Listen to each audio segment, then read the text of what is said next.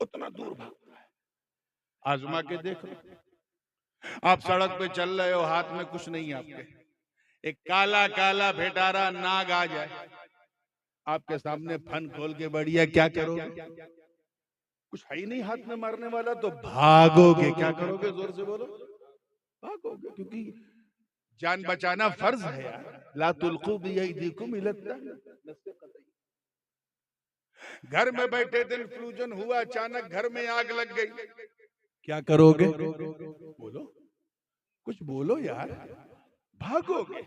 इंसान जिससे जितना डरता उतना दूर भागता है। तवज्जो चाहूंगा अगले जुमले पर, उतना, लेकिन सिर्फ अल्लाह का डर, अल्लाह का खौफ, अल्लाह का भय इतना अनमोल, इतना लाजवाब, इतना बेमिसाल होता है कि बंदा जितना अल्लाह से डरता जाता है उतना अल्लाह के करीब होता जाता है,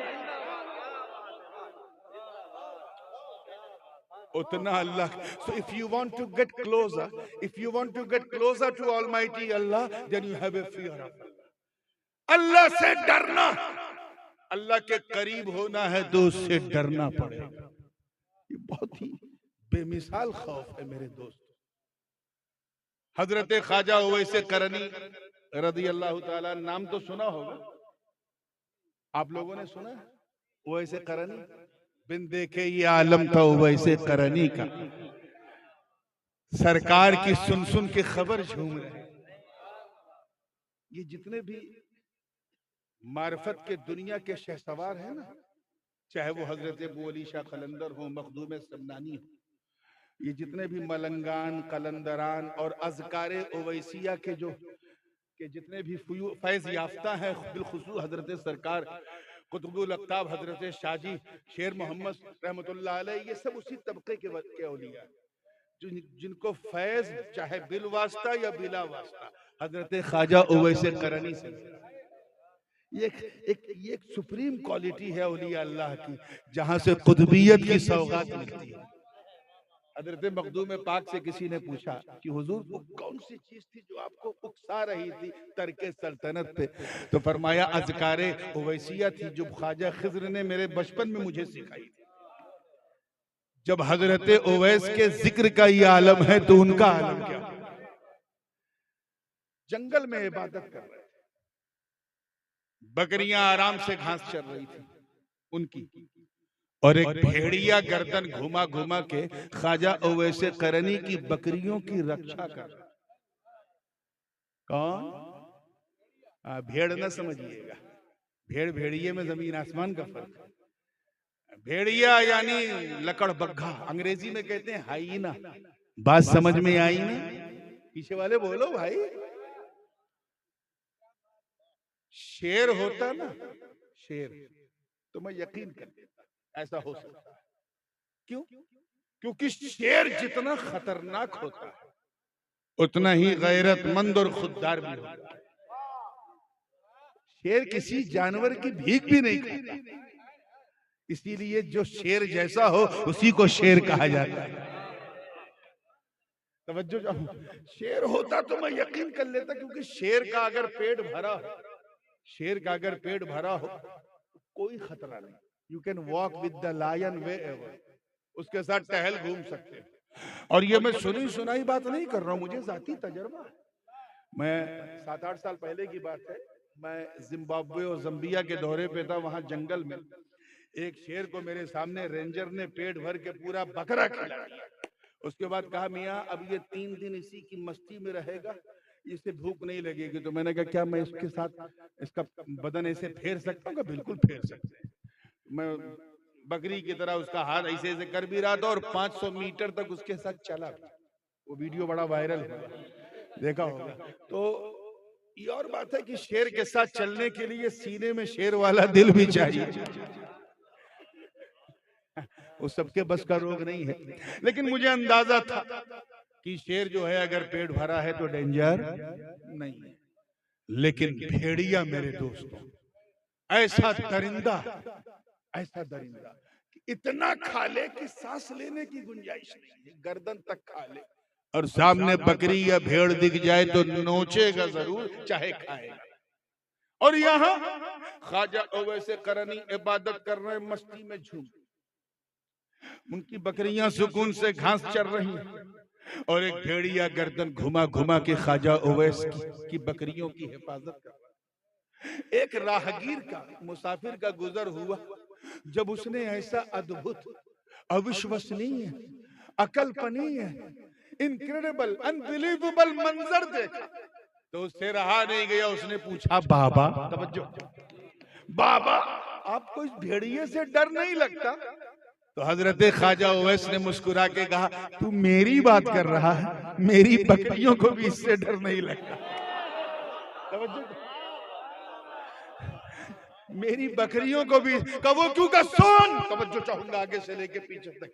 कब पहले मैं इस भेड़िए से डरता था, अब ये भेड़िया मुझसे डरता का क्यों? का जब तक मैं अल्लाह से नहीं डरता था तब तक इस भेड़िए से डरता था। जब से मैं अल्लाह से डरने लगा ये भेड़िया मुझसे डरने लगा।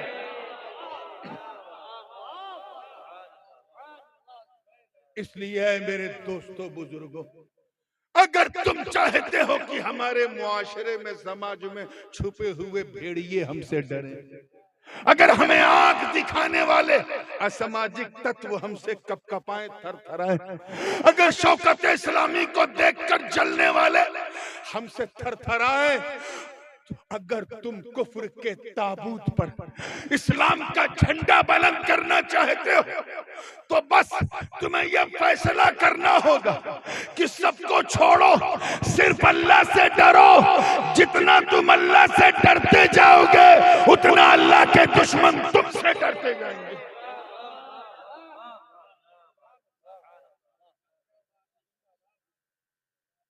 ये मंजिल मंजिल का खेल है।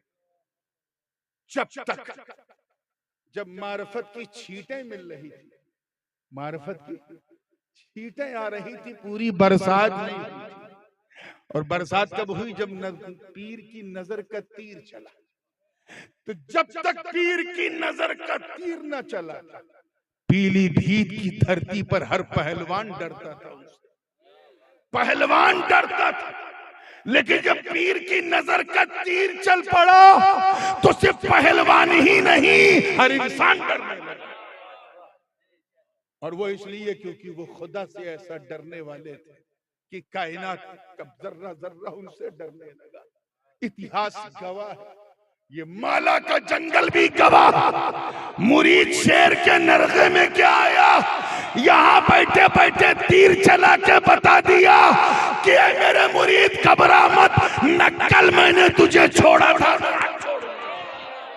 नारे तकबीर, नारे रिसालत, नारे औसिया, फैज़ाने शाहदी, करामाते शाहदी, किताबे हुजूर ताजुल उलमा। ये अगर पूरे सिनेरियो को चेंज करना है तो अल्लाह से डरना शुरू करो, नहीं तो तुम्हारी दास्ता भी ना होगी दास्ता। एक चीज और मैं इससे लगती हुई कहूं, फिर आगे बढ़ता। अब इस वक्त घड़ी नहीं, इस सुहानी घड़ी को देखिए। घड़ी देखने का समय जो है वो चला गया। भारी बाप रे बाप, रे बाप रे बाप। लेकिन चलिए मैं भी ये घड़ी नहीं देखूंगा। तवज्जो है ना आप लोगों की? एक और बात सुनिए, थोड़ा सा माहौल को जहन में रखते हुए। हज्जाज बिन यूसुफ का तो नाम सुना होगा। He was the governor of Basra.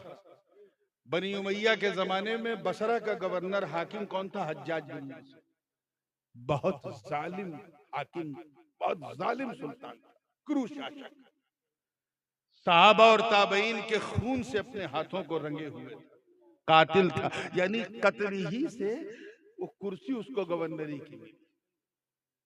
Conspiracy ऐसी कि जिस गुरु ने उसे कुर्सी पे बिठाया था उसी गुरु को साइड में करके उनकी कुर्सी पे बैठ गया।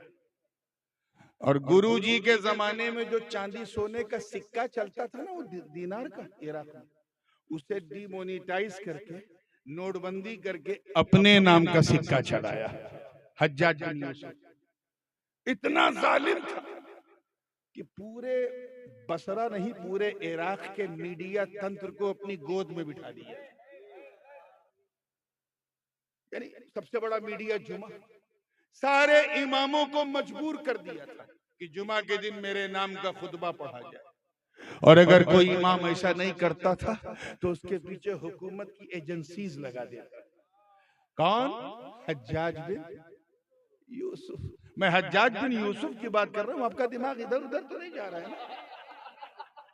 जा रहा है तो जाने। इतना जालिम। लेकिन एक बात ये ध्यान में रखिएगा, जो जालिम होता है वो ऐसा नहीं कि वो कोई अच्छा काम नहीं करता है, अच्छा काम करता है। हज्जाज ने भी किया कि कुरान पाक में हम अजमियों के लिए उसने जबर जेर पेश एराब और नुक्ते लगा दिए, जिसके सहारे से हम ये समझ गए ये एक नुक्ता है तो ये बा है, ये दो नुक्ता है तो ये ता है, ये तीन नुक्ता है तो ये सा है। ये पहचान लिया हमने, ये उसका एहसान है। अब अगर अल्लाह ने उसे माफ कर दिया तो उसका अदल है, ना माफ फजल है, ना माफ किया तो अदल है, लेकिन था वो बहुत जालिम। समझिए किसकी बात मैं कर रहा हूं? हाँ, ये लाइन नहीं फिसलनी चाहिए। इतना जालिम। एक शख्स आया हजरत ख्वाजा उवैस करनी रजी अल्लाह तआला अन्हु की बारगाह में, सॉरी हजरत सरकार सैयदना ख्वाजा हसन बसरी रजी अल्लाह तआला अन्हु की बारगाह। ख्वाजा हसन बसरी ये वो ख्वाजा ख्वाजगा है कि तमाम सलासिल सिलसिले कादरिया, सोहरवर्दिया, चिश्तिया तो बिल्कुल डायरेक्ट, और सिलसिले नक्शबंदिया बिलवास्ता आपसे होते हुए मौला अली तक जाता है। क्योंकि सिलसिले नक्शबंदिया की दो ब्रांचें हैं, लोग एक का जिक्र करते हैं, दूसरी को पता नहीं क्यों नहीं बयान करते। एक जो है वो हजरत सलमान फारसी से हो करके सिद्दीक अकबर से, उसका तो खूब चर्चा होता है। और जो सबसे कदीम सिलसिला है सिलसिले नक्शबंदिया की, वो कड़ी जो हजरत सलमान फारसी और हजरत ख्वाजा हसन बसरी से मिलके मौला अली तक जाती है। क्योंकि कोई सिलसिला उस वक्त तक सिलसिला हो ही नहीं सकता जब तक दरे मुर्तजा तक न पहुंचे। ये सिलसिले नक्शबंदिया को फैजाने हैदरी से महरूम न समझो, इस पर फैजाने अबू बकर भी है, फैजाने अली भी है। तवज्जो चाहूंगा, जिंदगी के साथ देखिएगा, पूरी जिंदगी के साथ। तो हजरत ख्वाजा हसन बसरी जो मौला अली के डायरेक्ट मुरीद और खलीफा, आया एक मुरीद का हुजूर, तवज्जो है हुजूर, ये अल्लाह हज्जाज बिन यूसुफ को कुर्सी से उतार क्यों नहीं देता? क्यों? क्या इतना जालिम सफाक कातिल राजनीति के नाम पे सिर्फ लोगों का नरसंहार करता है, अल्लाह इसे उतार क्यों नहीं देता कुर्सी से? तो हजरत ख्वाजा हसन बसरी ने सर उठाया, चेहरे पर जमाल और जलाल का एक मुश्तरका रंग आया और फरमाया, सुन मा जा अल हज्जाज इल्ला बिदुनूबिना, कि हज्जाज बिन यूसुफ सिर्फ हमारे गुनाहों की वजह से आया। पीछे वालों की भी तवज्जो चाहूंगा, इस पर मंथन करो, चिंतन करो। हज्जाज बिन यूसुफ, अल्लाह brought him because we have done a lot of sins and evils. हमने बहुत गुनाह किए हैं, एक गुनाह की वजह से अल्लाह ने हमारे सरों पे हज्जाज बिन यूसुफ को बिठाया, मुसल्लत किया है। जरा सोचो पीलीभीत वालों, कुर्बो जवार वालों, दरगाह शाहजी के से अपनी जबीने नियाज को मुताल्लिक रखने वालों, जरा सोचो, गौर करो, चिंतन करो, मंथन करो, तदब्बुर से काम लो कि आज से लगभग 14.25 या 1400 बरस पहले जो भी मुट्ठी भर गुनहगार थे, उन्हें देखकर ख्वाजा हसन बसरी ने कहा कि इन्हें सबक सिखाने के लिए अल्लाह ने हज्जाज जैसा जालिम सुल्तान मुसल्लत किया है। आज के गुनहगारों को देखते तो क्या कहते? ये चलते फिरते उठते बैठते रातों दिन गुनाह में, शराब शबाब और कबाब में अपनी जिंदगी बसर करने वाले नौजवानों को देखते तो क्या कहते? ये नमाज रोजा तिलावत छोड़कर फेसबुक, इंस्टाग्राम, ट्विटर और व्हाट्सएप पर मक्खी मारने वाली इस नस्ल को देखते तो क्या कहते? ये माँ बाप की आंखों में आंखें डाल के उनकी बेहुरमती करने वाली इस नौजवान नस्ल को देखते तो क्या कहते? ये बिला झिझक कहीं भी कुछ भी मिल जाए बगैर तहकीक के खा लेने वाली इस नालायक नस्ल को देखते तो क्या कहते? अब अगर आज तुम ये महसूस करते हो कि तुम पे कोई मुसल्लत, तुम किसी की जारहियत के शिकार हो, so you don't have a right to ask, तुम्हें पूछने का कोई हक नहीं है, ये तुम्हारी करतूतों का फल है। अगर पूरे सिनेरियो को बदलना है तो रब की बारगाह में रुजू करो, तौबा करो, गिड़गिड़ाओ, आंसू बहाओ और अल्लाह से डरना शुरू करो। तुम अल्लाह के करीब होते जाओगे, मौला की कुर्बत इस जालिम को उठा के फेंक देगी। बेशक सुभान अल्लाह सुभान अल्लाह।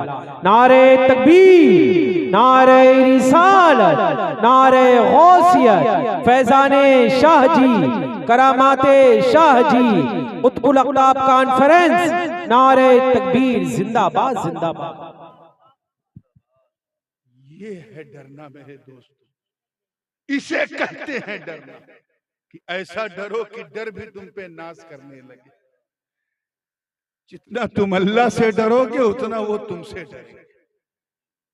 अल्लाह पाक का इरशाद है, ज़हरल फसादु फिल बर्रि वल बहर बिमा कसबत ऐदिन नास लियुज़ीक़हुम बअदल्लज़ी अमिलू लअल्लहुम यरजिऊन। दुनिया में फितनों फसाद बपा हो गए तुम्हारी अपनी करतूतों की वजह से, और अल्लाह ने ये तुम पे मुसल्लत किया ताकि तुम्हें मजा चखाए इन चीजों का, और ये मजा चखते चखते वो दिन भी आए कि तुम अल्लाह की बारगाह में रुजू करो। तो ये सब जो आजमाइशें हैं वो इसलिए कि वो बड़ा रहमान है, वो नहीं चाहता कि उसके नबी का कोई उम्मती जहन्नम में जाए और जन्नत में जाने वाले हमारे काम नहीं है, तो हमें आजमाइश में डालता है ताकि ये आजमाइश हमें मौला के करीब कर दे। ये आजमाइशें ही हैं। किसी को ये कुर्बत खौफ खुदा से हासिल होती है, किसी को ये कुर्बत